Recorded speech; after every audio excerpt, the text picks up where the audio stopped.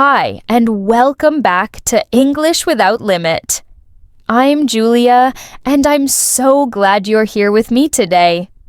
Whether this is your first time listening or you've been part of our community for a while, I want you to know something right from the beginning. Your brain is not the problem. You are not broken. If you've ever thought, why can I understand English but still struggle to speak fluently? I want you to stop blaming yourself. What you're facing is completely normal. And the good news, your brain is actually built to learn languages. Yes, really, the science is on your side. Let me ask you something. Have you ever had a moment where you knew exactly what you wanted to say in English, but when you tried to speak, it felt like your brain just froze? Like your mouth knew the words, but something stopped everything? Maybe it happened during a job interview, or a video call with a friend, or even while ordering food at a restaurant. That strange feeling, that sudden block, is more common than you think. And today, we're going to explore the reason behind it. I want this episode to feel like a deep breath, a moment of calm, a reminder that what you're experiencing is not a failure. It's not because you're not smart enough. It's not because you didn't study hard enough. And it's definitely not because you're too old to learn. Here's the truth. There's a system in your brain that controls how you process and produce language. And if we understand that system, even just a little, we can work with it, not against it. This isn't just another English lesson. This is something different. We're going to look at what fluency really means from a brain-based point of view. And I promise you, it's not about speaking fast. It's not about sounding perfect. It's about clarity. It's about comfort. And more than anything, it's about confidence. You don't need to know every single word in English to be fluent. What you need is a new relationship with your own mind. And that's exactly what we're building together today.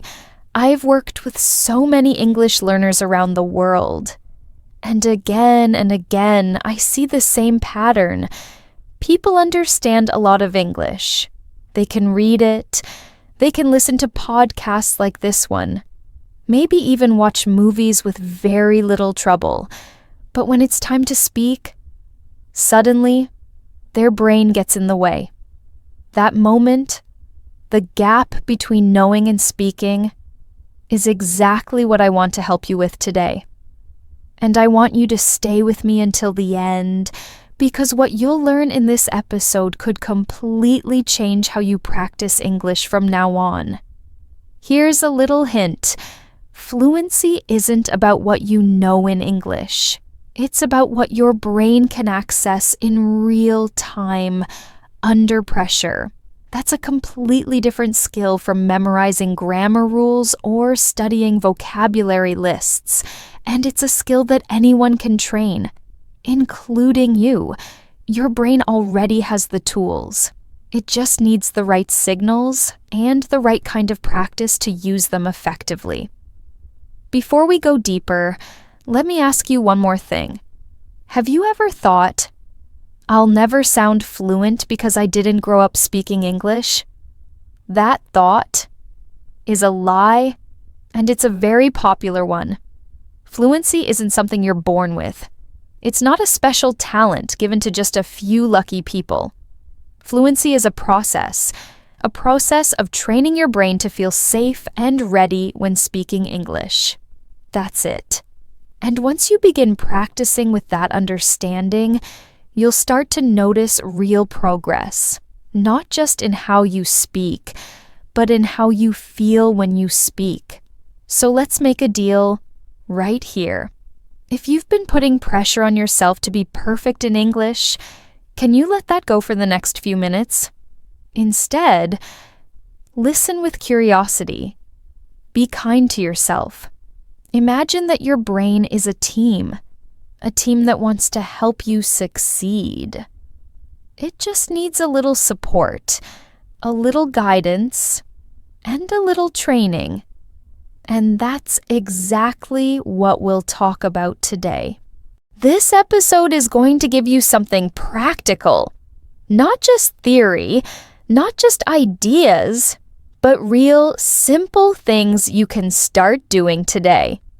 You'll learn how your brain processes language, how to reduce the stress that blocks fluency, and how to build new habits that lead to automatic speaking. And the best part is, you don't need a lot of time. You don't need to change your entire life.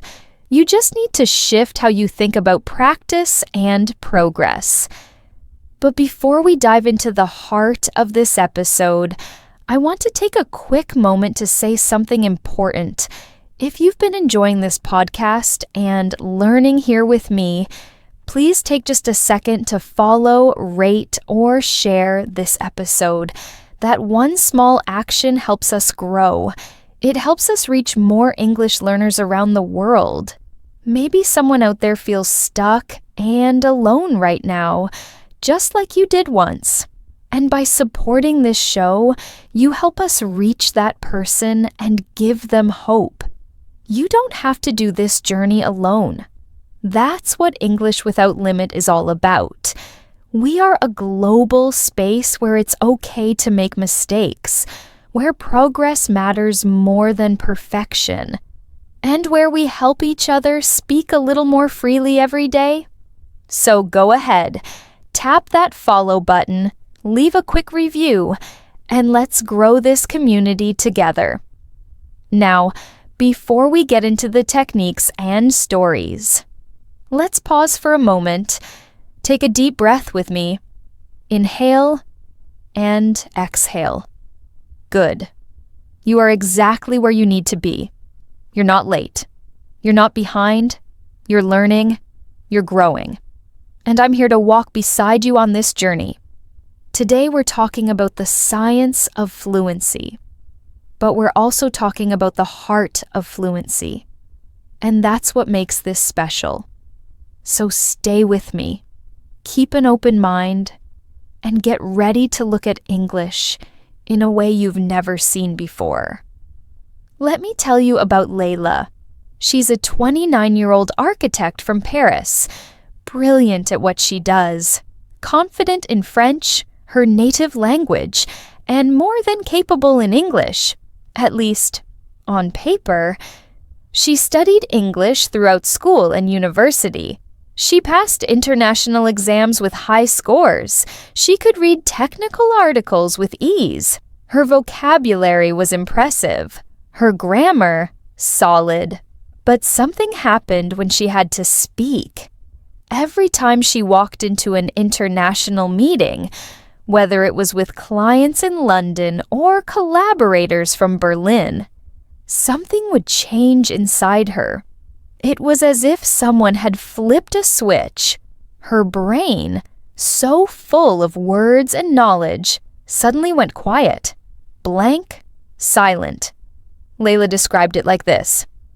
It's like I can hear myself thinking in English just seconds before the meeting starts, but as soon as someone speaks to me, it's like the language disappears. And maybe you felt something similar. That strange disconnect between what you know and what you can actually say when it matters. Layla told me she felt embarrassed, frustrated, even ashamed after every meeting. Not because she didn't understand, but because she couldn't respond in real time. She'd leave the room thinking, why didn't I say this? Why didn't I speak up? I knew the answer, but in the moment, her mind simply shut down.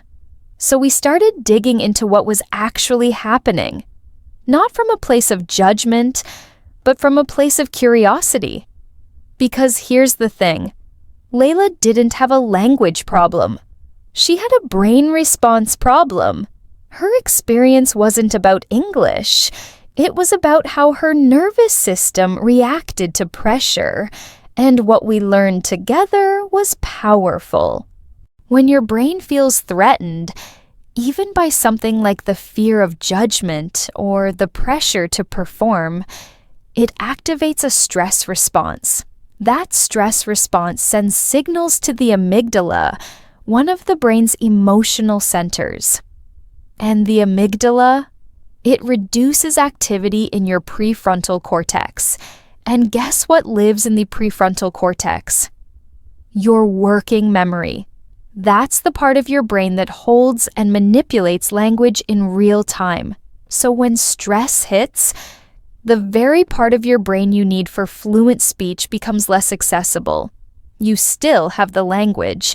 It's still there. But your brain says, "Not now. We're in danger." It takes resources away from calm thinking and puts them into survival mode. It's the same reaction you'd have if a wild animal were chasing you. But instead of a wild animal, it's the fear of making a mistake in front of others. And that fear, it feels just as real to your nervous system. That's why Layla's mind went blank. So, what did we do? The first thing I shared with her was simple. You are not alone. This is not a personal flaw. This is biology. And once we started looking at her experience through the lens of the nervous system, she stopped blaming herself. That shift opened the door to change. And we didn't start with grammar exercises. We didn't add more vocabulary lists. We started with breath. Now, I know that might sound too simple. You might think, breathing? Really? But yes, breathing is the key to unlocking the brain in high-pressure situations. When you breathe deeply and intentionally, especially with your diaphragm, you signal to your body, you are safe. You activate the parasympathetic nervous system, the one responsible for rest, recovery, and, most importantly, language access. One technique we practiced together was called box breathing. It goes like this. Inhale for 4 counts. Hold for 4. Exhale for 4. Hold again for 4. Simple, structured, surprisingly powerful. Layla started doing this before every meeting. Not for 10 minutes, not even 5. Just a few slow breaths. She placed both feet on the ground, sat upright, but relaxed, and breathed with intention. That habit sent a message to her brain.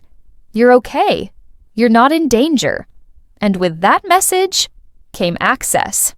She started to speak. Not perfectly, not always fluently, but with more ease.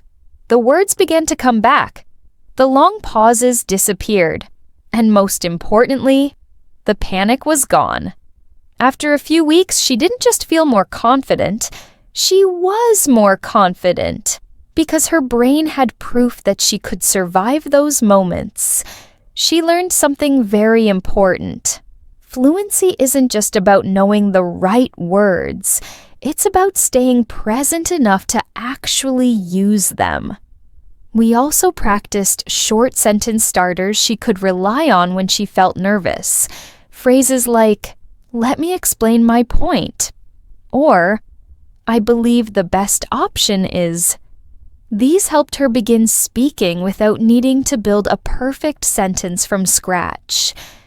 These little anchors gave her a path forward, even when she felt uncertain. Layla's transformation didn't happen overnight, but every time she paused to breathe, every time she allowed her body to calm down before speaking, she was rewiring the connection between stress and language. She was building a new association in her brain. Speaking English is safe. Speaking English is possible. Speaking English is something I can do. This wasn't about tricking her mind. It was about teaching it. She didn't need more pressure. She needed permission to slow down, to make space for the words she already knew, and to trust that her brain could deliver them if she stayed calm. And guess what? It did. So if you've ever felt that mental freeze, if you've walked into a conversation and suddenly forgotten everything you've learned, I want you to remember Layla. Know this, that reaction isn't weird. It's not a failure. It's your brain protecting you. And with a few simple tools, like breathing and grounding techniques, you can train your brain to stay open and present, even under pressure. Fluency isn't just about practice, it's about access. Sometimes the path to fluency isn't louder, faster, or more perfect. It's slower, quieter, and more mindful. Layla didn't need to become someone else to speak English fluently. She just needed to learn how to stay connected to herself. Your attention plays a huge role here. It helps you listen to the other person, plan your response, and monitor your own words, all at the same time. But if your attention is pulled in too many directions, worrying about your accent or what the other person might think, it becomes harder to speak clearly. That's because your brain can't focus on too many things at once. One way to make speaking easier is to train your attention to stay on just one thing at a time. That could mean focusing only on finishing your sentence or only on expressing your idea clearly, without worrying about perfect grammar. Now, the third system I want to mention is auditory processing. This is how your brain hears, interprets, and responds to sound. It helps you understand spoken English and match the rhythm, tone, and stress of the language. If your auditory system isn't well trained in English, speaking can feel disconnected or robotic. The good news? Auditory processing can improve quickly through listening practice. When you listen closely to native speakers, notice their patterns and repeat those patterns yourself. You're training your brain to speak more naturally. All of these systems, memory, attention, auditory processing, work together like a team. And like any team, they work better when trained together. That's why speaking fluently doesn't happen just by memorizing words or watching grammar videos. It happens by activating and strengthening these systems again and again in real situations.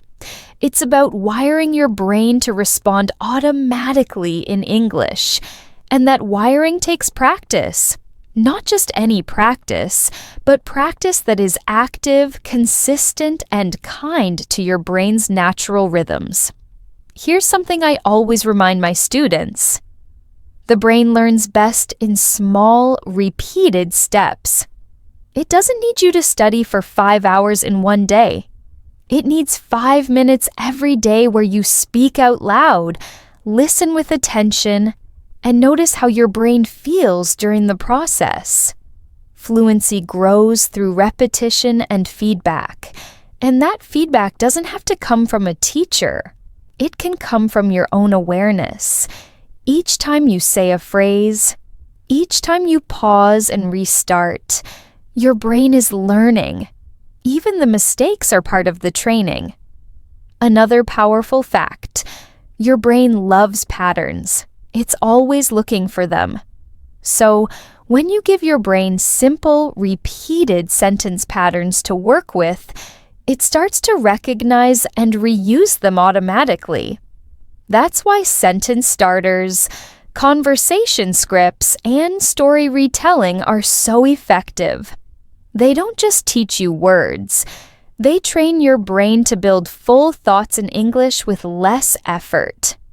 And when your brain starts to see English as a familiar system, not a foreign challenge, you speak more fluently.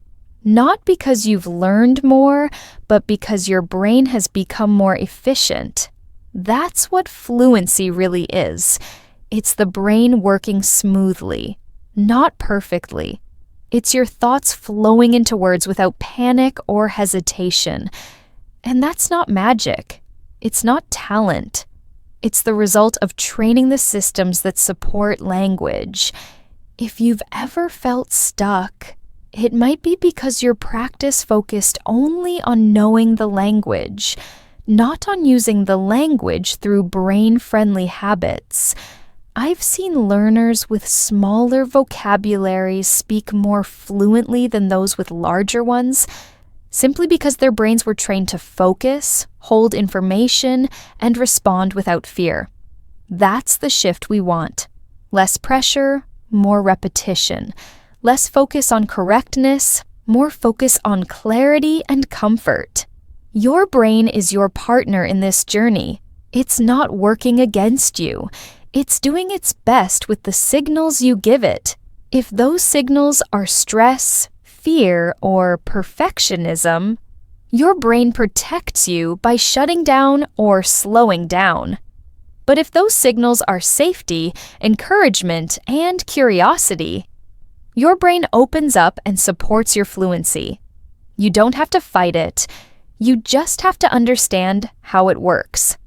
So the next time you practice English, remember, you're not just speaking, you're wiring.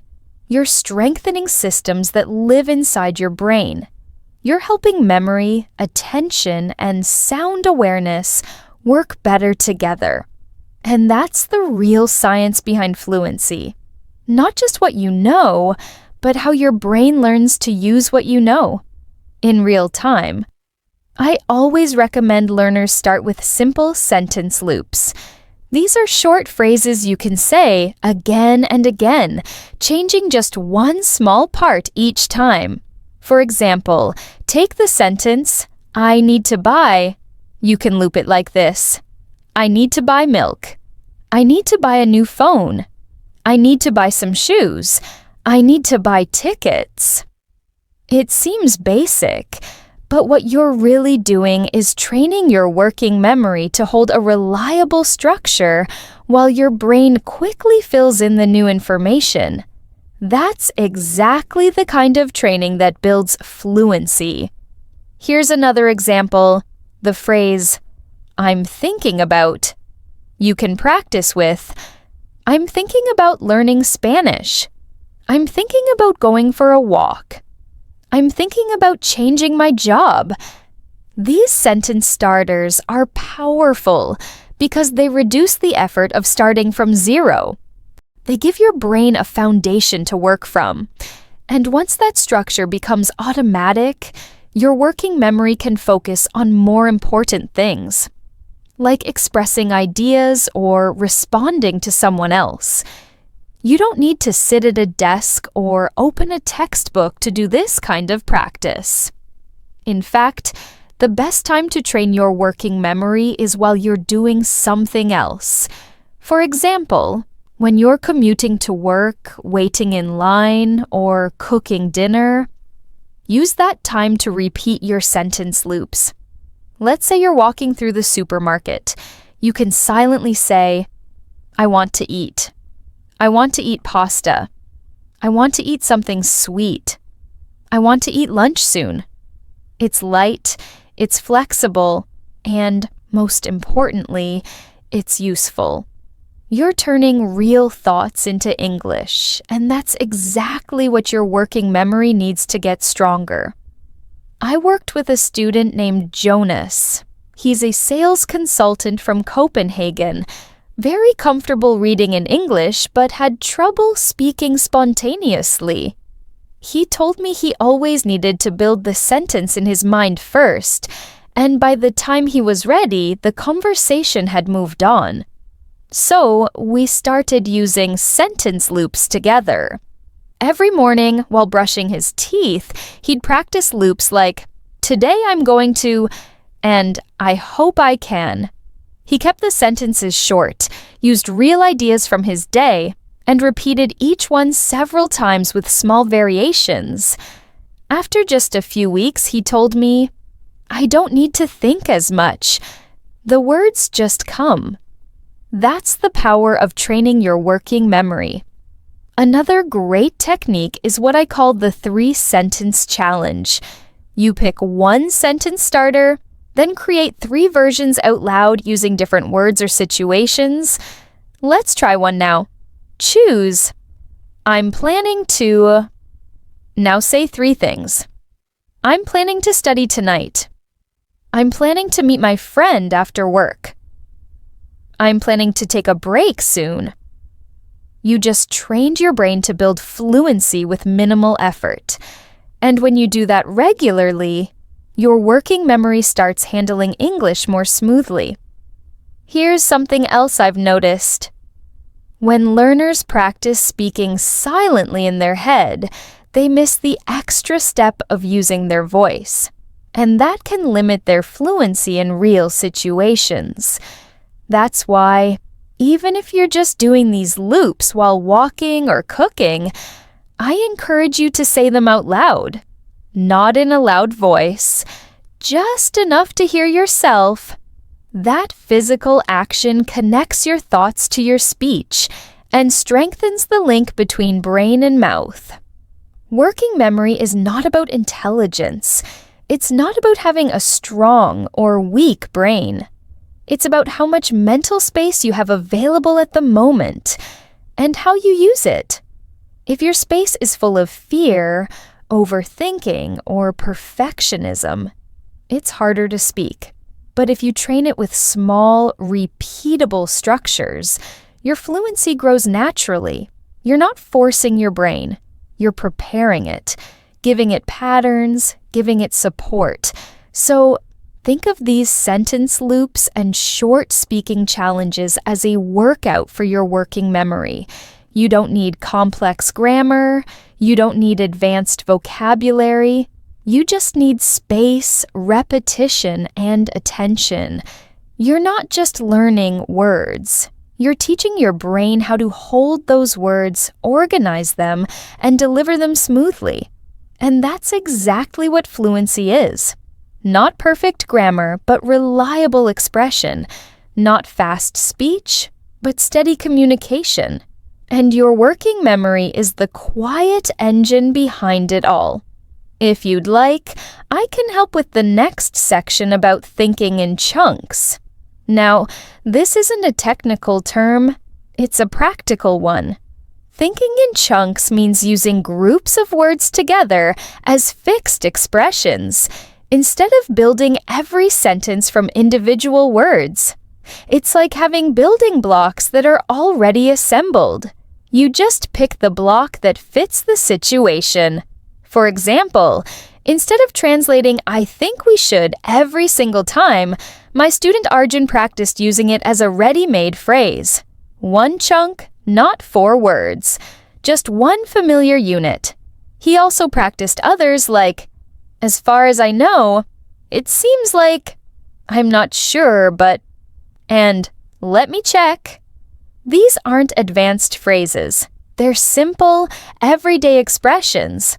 But the difference was, he stopped building them from scratch. He started using them automatically, just like he would in his native language. We also practiced full sentence patterns that matched real situations in his work. In meetings, he often had to explain problems or suggest ideas, so he practiced chunks like, "One possible solution is," "we might consider," and "there seems to be an issue with." At first, he repeated them slowly and deliberately, but as he used them more often, they started to flow naturally. His brain no longer had to stop and translate each part. It just accessed the entire chunk, ready to go. Another important skill we worked on was internal speech. I asked Arjun to stop narrating everything in Hindi and try using short English phrases in his mind throughout the day. For example, instead of thinking, "I have to write an email" in Hindi and then translating, he would think directly in English. "Time to write that email." "Need to reply to that message." "Let's fix that bug." These micro thoughts were not formal sentences. They didn't need perfect grammar, but they trained his brain to use English as a thinking tool, not just a translation target. We built these habits into his daily routine. On his way to work, he'd do what we called a chunk warm-up. He'd repeat 5 or 6 of his most used phrases while walking or driving. I'd like to suggest, in my opinion, we could try. That makes sense. Let me check on that. I'm almost done. He didn't wait for the perfect time to practice. He used the little moments, 5 minutes before a call, 10 minutes while waiting for his coffee. These small, regular doses of language started changing how his brain approached English. About 3 weeks into this routine, Arjun joined a virtual meeting with colleagues from Singapore and the Netherlands. For the first time, he didn't script his answers in his head. He just spoke. He told me later that he still made a few mistakes, but the words didn't get stuck. He felt like he was having a real conversation, not giving a performance. And that feeling of being present in the moment, of speaking with ease instead of effort. That's what fluency really is. Over time, his speech became smoother and more connected. Not because he learned hundreds of new words, but because his mind stopped translating. He was finally thinking in English, not just about English. And his colleagues noticed. One of them even told him, "You sound more confident these days. It's easier to follow your ideas." That kind of feedback isn't about grammar. It's about flow. And Arjun had found his. What made the difference for Arjun wasn't more information. It was a new way of thinking. He learned to stop overthinking each word and start trusting in his growing collection of chunks. He stopped aiming for perfect grammar and started focusing on smooth communication. He let go of the idea that he had to build every sentence like a puzzle. And as a result, his speech stopped sounding robotic.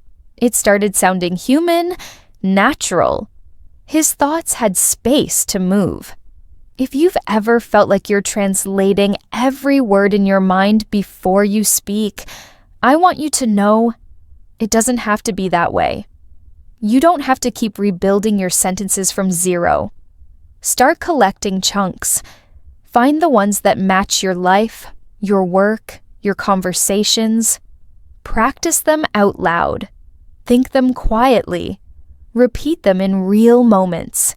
And little by little, your brain will shift from translating to expressing, just like Arjun's did. Now, one thing that surprises many English learners is this. If you want to speak better, you don't need to start by speaking more. You need to start by listening more and listening differently. That might sound strange at first, especially if you've been told that speaking fluently just takes practice, practice, practice. And yes, practice is important. But the kind of practice that actually changes your brain and builds fluency starts with listening. Not just hearing words in the background, but truly listening with focus, repetition, and intention. When I explain this to learners, the first reaction is usually confusion. How can listening help me speak? It's a great question. And the answer comes from something fascinating inside your brain. You have a set of cells called mirror neurons. These are neurons that activate not just when you do something, but when you see or hear someone else doing it. If you've ever watched someone yawn and then suddenly felt like yawning yourself, that's your mirror neurons at work. They create internal simulations of what you observe. And when it comes to language, these neurons play a major role. When you listen to someone speak English, especially with clear pronunciation and natural rhythm, your mirror neurons light up. Your brain doesn't just understand the words, it begins to rehearse them. Even before you say a single word out loud, your brain is already practicing. It's studying the sounds, the pace, the tone, the melody. It's learning what natural speech feels like so that later, when you speak, your brain already has a model to follow. That's why listening is not passive. It's deeply active. And it's not just about understanding. It's about shaping how you sound, how you pause, how you connect ideas. Your auditory system is constantly collecting data. The more data it has, the more confidently your brain can produce speech that sounds fluid and natural. This is true whether you're just beginning or already have years of experience with English. But here's the problem. Many learners don't listen often enough, or they listen without a strategy. They might play a podcast while doing other tasks, or watch a movie with subtitles in their native language, thinking that it will help. While these things aren't bad, they don't give your brain the full opportunity to study English sounds in detail. Today, I want to share something that really makes a difference in your English fluency. It's focused, repeated listening, short bursts every day, done with attention and curiosity. I always recommend starting small. Just 5 to 10 minutes a day is enough. Choose a clip that matches your level. Not too easy, but not too hard either. It could be a short video, a scene from a show, or even a podcast episode like this one. Then, listen to the same section more than once. On the first listen, just absorb it. Don't worry about catching every word. On the second listen, try to follow the meaning more closely. On the third listen, pay attention to how the speaker uses their voice. Where do they pause? Which words do they stress? What's the rhythm of the sentence? This kind of repeated exposure trains your auditory system and builds something called phonological awareness. That's the ability to hear the subtle patterns of a language, and that awareness becomes the foundation for your own speaking. You start to hear what sounds right and what doesn't. You begin to self-correct, not because someone gave you a rule, but because your brain is noticing patterns. And that is one of the most powerful signs of real progress. Let me tell you about a learner I worked with, Mira, a designer from Warsaw.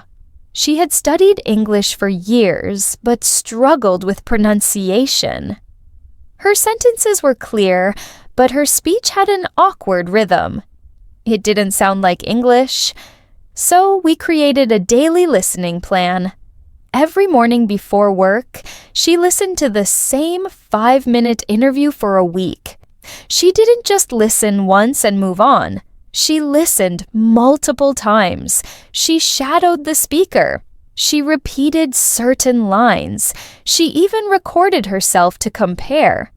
And slowly, the melody of English started becoming part of her own voice. Mira didn't memorize word lists. She didn't study phonetic charts. She trained her ear. And as her listening skills improved, her speaking followed. Not just in pronunciation, but in timing, in confidence, in clarity.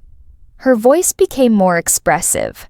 She started getting compliments from coworkers who said, "You sound more natural now." That shift didn't come from trying harder. It came from listening smarter. I want to emphasize this. Your brain is always learning from what it hears. Every time you expose yourself to natural English, especially spoken by real people in real situations, you're giving your brain more input to build from. And the more accurate and engaging that input is, the more useful it becomes for your own speaking. That's why I encourage you to listen to English that feels alive. Interviews, conversations, stories, not just textbook recordings, but real voices. And don't worry if you don't understand everything right away. Comprehension will grow over time. What matters most is consistency.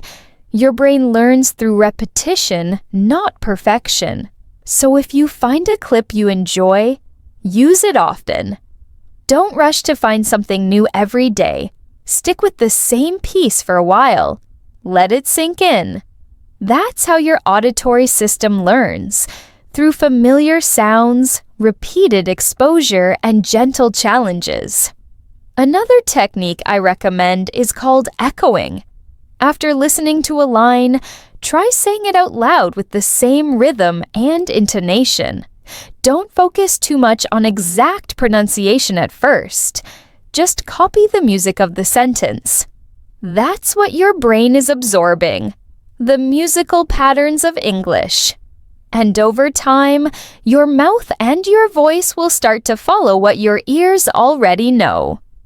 Now, let me tell you about Hannah. She felt trapped between knowing English and feeling comfortable using it. When Hannah and I first talked, I asked her how she had practiced speaking before. She told me she mostly read aloud or repeated phrases she heard in videos, but she always did it after the speaker finished talking. She was focusing on pronunciation, but she wasn't connecting with the rhythm or flow of real speech. That's when I introduced her to shadowing. Shadowing is a technique that not many learners use consistently, but it's one of the most powerful tools for improving pronunciation, rhythm, and confidence. Shadowing is simple in theory. You listen to a native speaker and repeat exactly what they say at the same time, with the same speed and intonation. It's like trying to become the speaker's echo, not just copying the words, but copying how the words are said, the melody, the stress, the pauses. Your goal is to match the voice, not just the text. And while it sounds a little intense, it's incredibly effective. At first, Hannah was nervous. She said, "That sounds difficult. What if I can't keep up?" And I told her, "You don't have to be perfect. You just have to start." We chose a short video with clear speech, something natural but not too fast, and she started practicing 5 minutes a day. She'd press play, listen to a sentence, and repeat it at the same time as the speaker over and over again. She didn't pause to analyze grammar or look up words.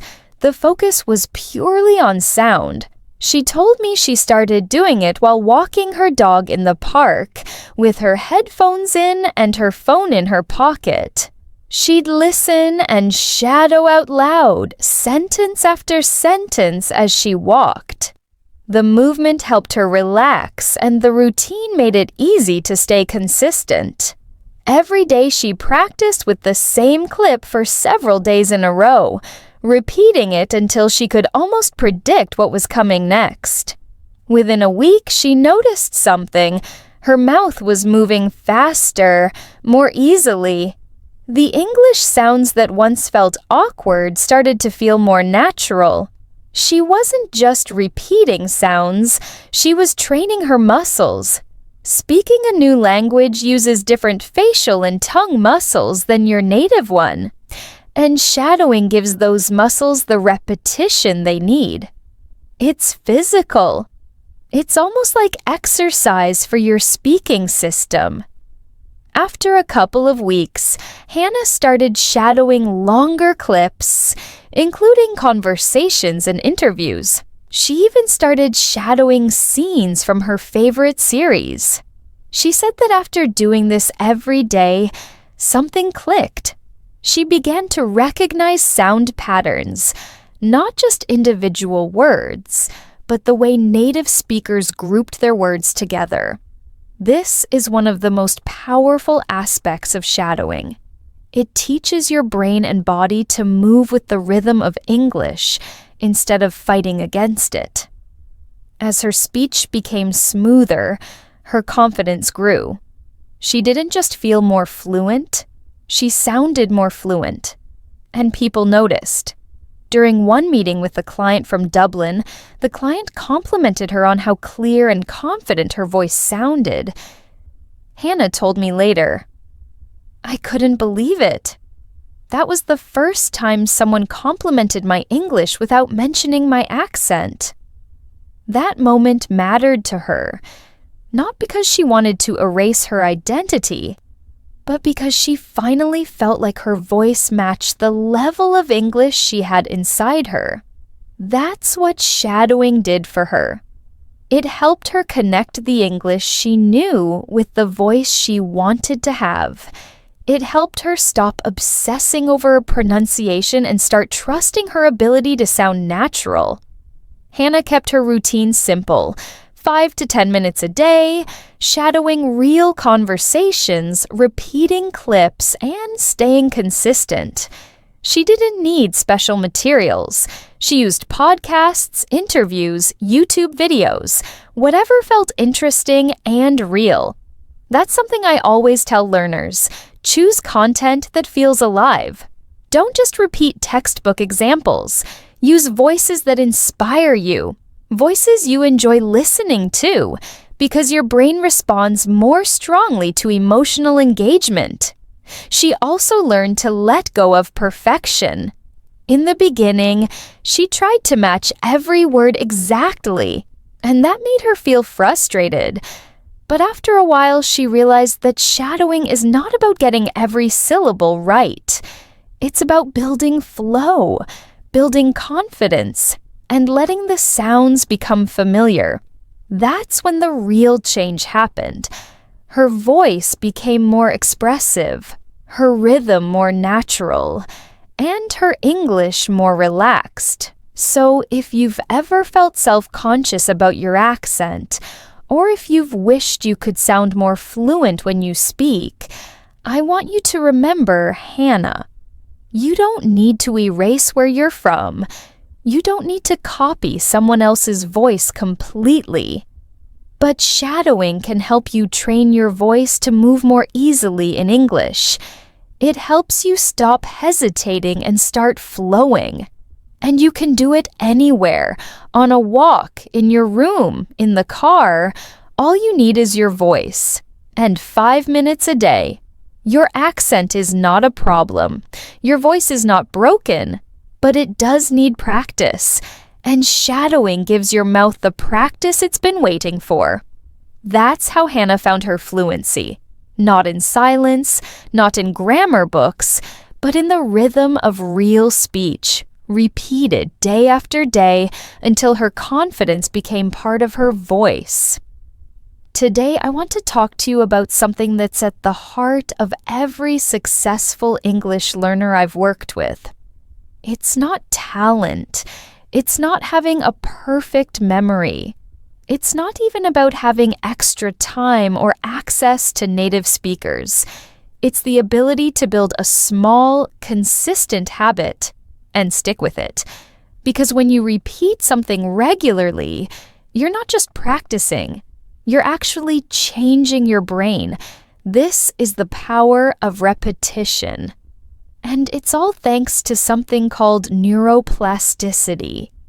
Neuroplasticity is the brain's ability to change, adapt, and reorganize itself. Your brain isn't fixed. It's not stuck the way it is now. Every time you practice something, especially in a focused and repeated way, your brain rewires itself. It forms new connections. It strengthens old ones. And over time, what once felt difficult starts to feel automatic. This is true in every area of learning, but it's especially true when it comes to speaking a new language. If you've ever thought, why can't I just remember the words I need? Or, why does English feel so hard to speak naturally? The answer often lies in repetition, or the lack of it. Most learners try to learn too much at once. They cram vocabulary, watch long lessons, and then forget most of it the next day. But fluency doesn't come from big efforts every now and then. It comes from small, repeated actions every day, even when you don't feel like it. Let me give you an example. I worked with a student named Diego, a mechanical engineer from Madrid. He had been learning English for years, but always felt like his speaking wasn't improving. He told me, "I study for hours on the weekend, but by Monday I feel stuck again." I asked him what he did on the days between. He shrugged and said, "Not much." So we made a change. Instead of studying for hours once or twice a week, he committed to 10 minutes of focused speaking practice every day. He created a micro habit. Each morning, while waiting for his coffee, he would pick one phrase he wanted to master and say it 5 different ways out loud. "I'm looking forward to the meeting." "I'm looking forward to seeing her." "I'm looking forward to the weekend." 5 variations. That was it. Just 10 minutes a day. Within a few weeks, Diego noticed something. These phrases started coming to him automatically during real conversations. Not because he studied more, but because his brain had rewired through repetition. That's the beauty of micro habits. They're small enough to fit into your day, but powerful enough to make a real difference. When you repeat something daily, your brain begins to treat it as important. It lays down stronger neural pathways. Think of it like walking through a field. The first time you walk across the grass, there's no clear path. But if you walk the same route every day, a trail forms. The more often you walk it, the clearer it becomes. That's exactly how fluency is built. Not through one big moment of inspiration, but through daily footsteps in the same direction. I want to share a few examples of micro habits that have worked really well for learners I've coached. You don't have to use all of them. Just pick 1 or 2 that feel doable for you right now. First, the morning loop. As soon as you wake up, before you check your phone or start your day, say 3 sentences out loud in English. They can be about anything.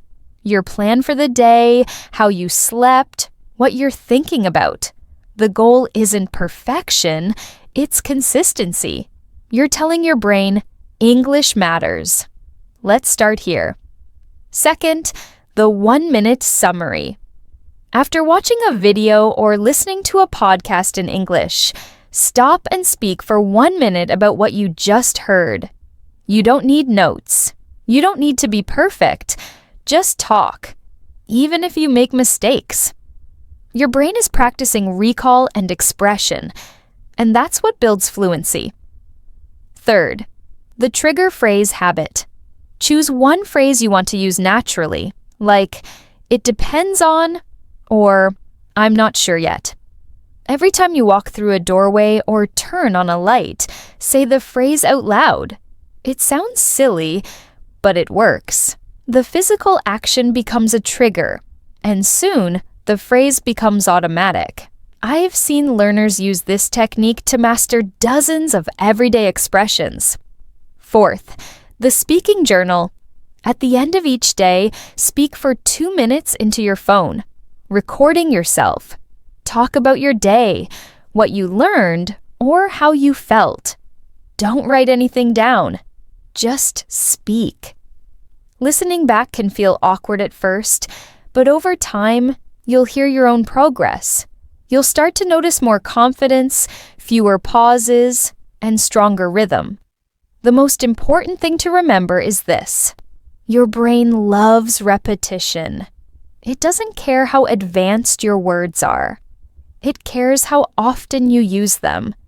You could learn 50 new words in one day, but if you don't use them again, your brain will let them go. But if you learn just 5 words and use them in conversation every day, those 5 words will become yours forever. That's how memory works. That's how fluency grows. And here's something that helps a lot of learners. Make your habit as easy as possible. Don't rely on motivation. Motivation comes and goes. Instead, create a system. Choose the same time each day. Use the same space, the same app, the same notebook, whatever makes it automatic. Remove the need to decide, just do it. Let your brain fall into the rhythm. Over time, it becomes part of your identity. You don't think, should I practice English today?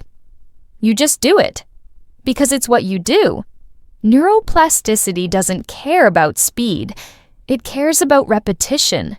Even if your English feels slow or uncertain right now, if you keep going, keep repeating, keep showing up, your brain will catch up. It's always listening, always adapting, always building these connections. You don't need to be perfect. You just need to keep walking the path. Even 10 minutes a day is enough if you do it with intention. As you go through your week, think about where you could fit in one micro habit. Just one. Maybe while brushing your teeth, you describe your plans for the day. Maybe while cooking dinner, you repeat 3 phrases you heard earlier. Maybe while walking to work, you shadow one sentence you love from a podcast. These small moments, repeated daily, are how fluency is born. Not in a classroom, not in a test, but in your everyday life, one sentence at a time. Have you ever noticed how the way you talk to yourself inside your head affects the way you speak out loud? I want to explore that connection with you today, because it's one of the most powerful, yet often overlooked factors in learning to speak English fluently. We often think fluency is just about vocabulary, grammar, or pronunciation, but there's something deeper going on. Fluency starts inside your mind, with your internal dialogue. What you say to yourself mentally can either open the door to smooth, confident speech or slam it shut. Let's be honest, many of us are our own worst critics when we speak English, especially if it's not our first language. It's easy to slip into a harsh mental commentary.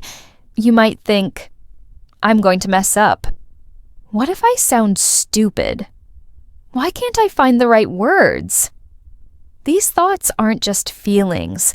They are real signals that your brain picks up on. When your mind judges you so harshly, your brain goes into survival mode. It perceives a threat. And that triggers stress responses. Your heart races, your breathing changes, your mind freezes or scatters. It's almost impossible to speak fluently when your brain is busy protecting you from imagined danger. I want you to imagine your brain as a car engine.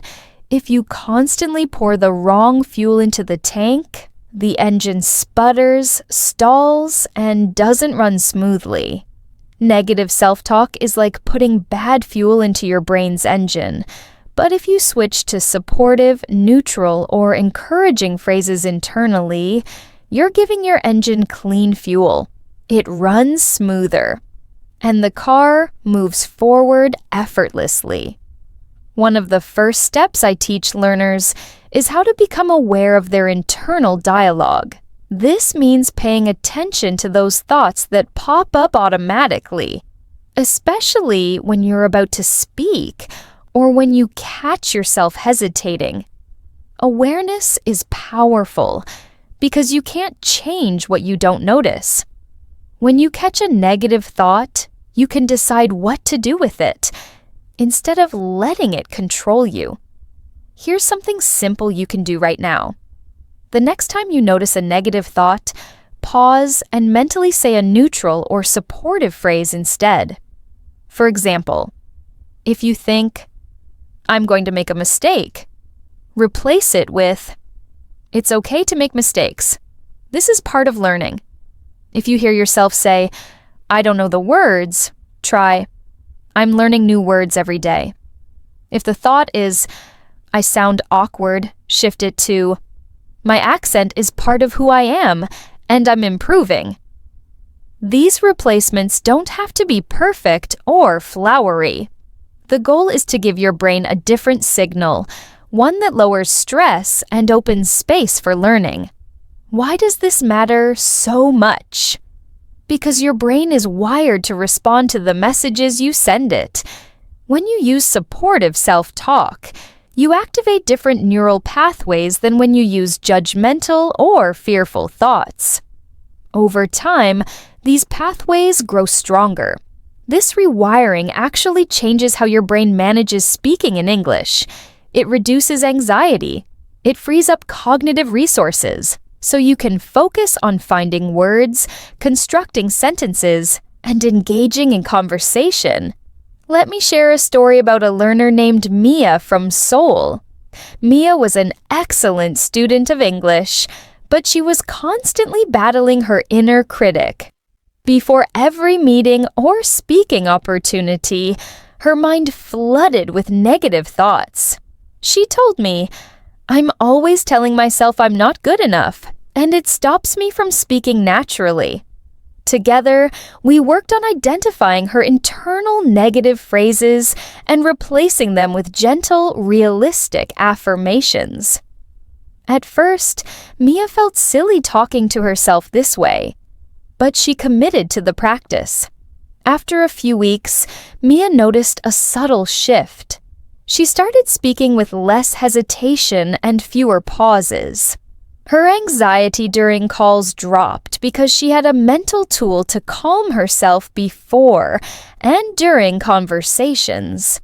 She no longer felt trapped by fear of mistakes, which allowed her to experiment more freely with her language. This change wasn't about learning new grammar or vocabulary. It was about changing her relationship with herself. Another important part of internal fluency is learning to stay neutral when you feel stuck. Sometimes, you might search for a word and draw a blank. Your first instinct might be to panic or criticize yourself. Instead, try a neutral phrase like, "I'm looking for the word," or "Let me try another way." This keeps your brain relaxed and flexible, which helps you recover faster. Neutral self-talk acts like a soft landing, preventing frustration from taking over. External fluency, how smoothly you speak out loud, is deeply connected to this internal process. The two aren't separate. Your brain's internal chatter sets the stage for your vocal performance. If you've ever tried to speak while feeling anxious or self-critical, you know how hard it is to find the right words. But when you feel calm, open, and accepting inside, your words flow more freely. That's internal fluency supporting external fluency. I want to invite you to practice noticing your internal dialogue over the next few days. When you're preparing to speak or practicing English, listen to the thoughts that arise. If you find judgment or fear, try swapping those thoughts with supportive phrases. You might even want to write down a few affirmations and repeat them quietly before you start speaking. This simple mental exercise can make a huge difference in how comfortable and confident you feel. Remember, fluency isn't about perfection. It's about connection with yourself and with others. When you nurture your internal dialogue, you create a foundation of trust and kindness that allows your spoken English to flourish. The words, the sentences, the rhythm, they all come more easily when your mind is your ally, not your enemy. So, as you continue your journey, pay attention to your inner voice. Become its best friend. Speak to yourself with patience and encouragement. Your brain is listening closely. The way you treat yourself inside will shape the way you speak outside. That connection between internal and external fluency is one of the most powerful tools you have to unlock confident, natural English.